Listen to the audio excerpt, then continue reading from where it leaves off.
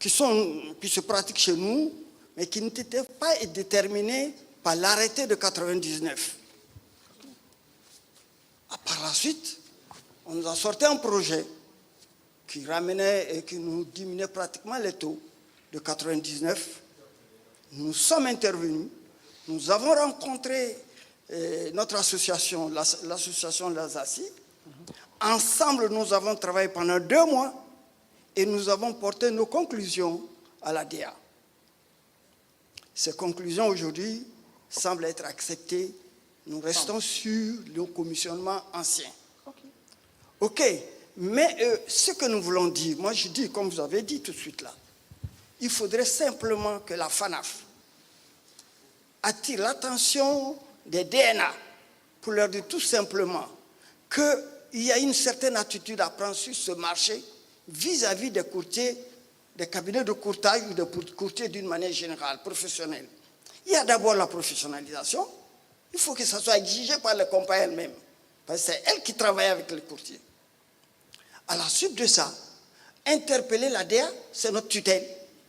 Qu'elle aussi soit regardante sur l'ensemble du processus. On a des problèmes permanents. Vous parlez de commissionnement, mais ce n'est pas en fait.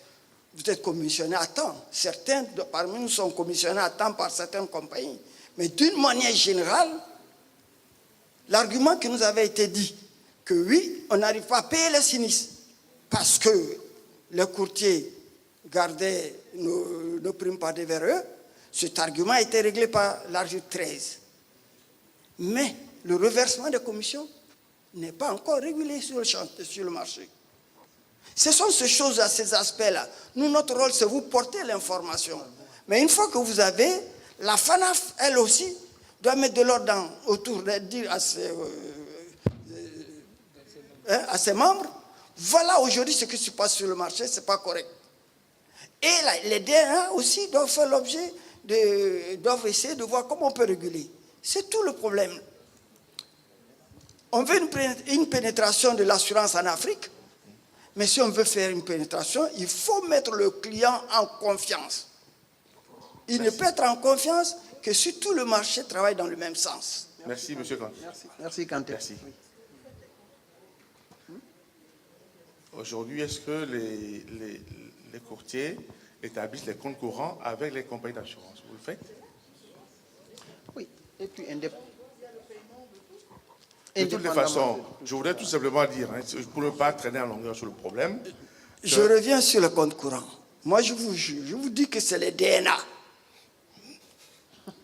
J'ai 400 courtiers en Côte d'Ivoire, il n'y a pas 10 professionnels. Très bien. Monsieur Kanté, j'ai bien compris votre sujet. Les codes courants que vous parlez, ils ne le font pas. La majorité des courtiers ivoiriens ne le font pas. Et certains pays, alors là, on n'en parle pas. Ok, très bien. C'est bon. Monsieur le Président Lafiac, je pense, à mon avis, qu'à chaque rencontre que nous aurons au niveau de la FANAF, nous allons consacrer un point à l'ordre du jour. Il s'agit de la professionnalisation du métier d'assureur et de courtier. C'est tout. À chaque FANAF où nous nous retrouvions, nous devons, avec la DNA, parler de ce problème-là. Est-ce que ce n'est pas de cette manière que vous voulez que nous avancions? Non, moi je ne partage pas cette manière de voir les choses. Je voudrais simplement rappeler à l'attention des uns et des autres qu'il y a eu des travaux à Cotonou. Il y a des résolutions qui sont nées de l'ensemble de ces discussions. Il y a des comités qui ont été mis en place pour le suivi de ces résolutions. Je suis convaincu que si les travaux se font de manière régulière, dans le cadre du chronogramme qui a été mis en place, très bientôt, un certain nombre de questions qui sont soulevées ici n'auront plus lieu d'être. Les problèmes de professionnalisation, les problèmes de paiement de commission. Donc, moi je pense que nous avons des enjeux à venir qui nous interpellent tous, assureurs, intermédiaires,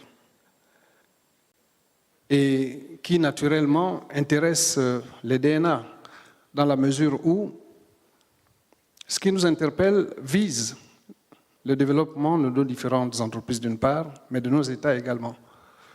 Depuis la conférence inaugurale, on n'arrête pas de nous rappeler les enjeux de demain.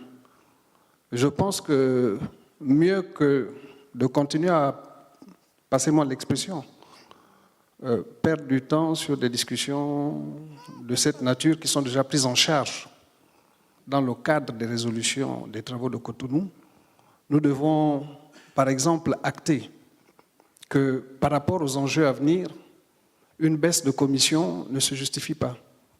Nous avons besoin de réorganiser nos cabinets. Nous avons besoin de passer à des phases comme la digitalisation qui nécessitent des gros moyens. Si nous voulons atteindre ou accroître le taux de pénétration qui semble être un problème éternel, je pense que ça passe par l'organisation de la chaîne de production et de distribution de l'assurance, donc par le développement de nos cabinets. Il y a des vrais problèmes, je dis vrai parce que nous ne les avons pas encore abordés. Jusque-là, tous ceux qui sont abordés, soyez rassurés, on vous a lu l'économie des travaux, ou du moins des résolutions qui ont été prises. Je pense que l'ensemble des problèmes sont pris en compte. Laissez les comités travailler, donnons-nous un délai pour mener à terme ces travaux et refaisons un point, faisons un bilan. C'est la suggestion que je voulais faire. Moi, ce que je voudrais que l'on note, c'est par exemple le fait que poser le problème d'une révision des commissions à la baisse, alors que sur certains marchés, on devrait plutôt le poser dans le sens d'une révision à la hausse, ne sera pas favorable au développement de nos entreprises. Merci. Merci, monsieur Soilin. Avant de clore nos échanges, il est 16h30, je voulais laisser la parole au président de la FIAC. Merci beaucoup, monsieur Leco. Donc, effectivement, moi, je note avec beaucoup de satisfaction que donc, la montagne a accouché d'une souris. Concernant le problème donc, de la baisse des commissions, force est de constater que ça a été agité sur le marché ivoirien. Heureusement que donc, il y a une solution de trouver. L'avenir, comme l'a dit Alain, c'est donc d'autres chantiers. Et la plupart des problèmes qui ont été soulevés ici, je pense que entrent dans le cadre des préoccupations que nous avons partagées avec nos partenaires assureurs et qui ont fait l'objet de résolutions. Ce que je vais demander à nos associations nationales, parce que donc, le secrétariat permanent de la FIAC a fait descendre donc, ces résolutions qui nous ont été envoyées donc, par la FANAF, de faire descendre ça au niveau des différents marchés, qu'on en discute et qu'on assure une large diffusion. Parce que je pense que si ça a été diffusé correctement, aujourd'hui, la plupart de ces préoccupations qui sont soulevées dans la salle ne seraient pas soulevées aujourd'hui, si vous permettez donc la répétition. Donc, essayons donc de rester professionnels. Faisons confiance à ce partenariat entre la FANAF et la FIAC, qui donc de jour en jour est en train donc de se bâtir, et essayons quand même d'être professionnels pour, et surtout, ne pas louper le train de la digitalisation. Parce que donc aujourd'hui, j'interpelle nos partenaires courtiers. Il faut prendre le train, parce qu'il y a des trains qui ne passent qu'une seule fois dans une gare.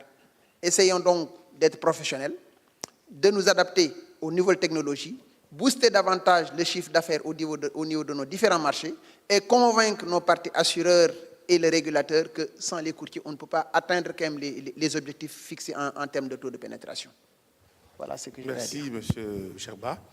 Alors, en conclusion, une fois encore, je voulais remercier toute l'assistance pour sa patience et pour avoir également participé à ce débat. La distribution de l'assurance en zone ciment, un modèle à repenser, est déjà en route. Et comme l'a dit tout à l'heure encore M. Alain Messoussou, nous aurons, d'ici la prochaine FANAF, déjà trouvé des solutions à pas mal de problèmes qui se posent au niveau de la profession. Pas seulement pour les intermédiaires, mais également pour les assureurs. Je vous remercie et vous souhaite donc une bonne soirée. Aujourd'hui, je crois que mardi après-midi, il n'y a pas de dîner, c'est vraiment un quartier libre. Profitez-en pour connaître un peu Tunis ce soir. Merci.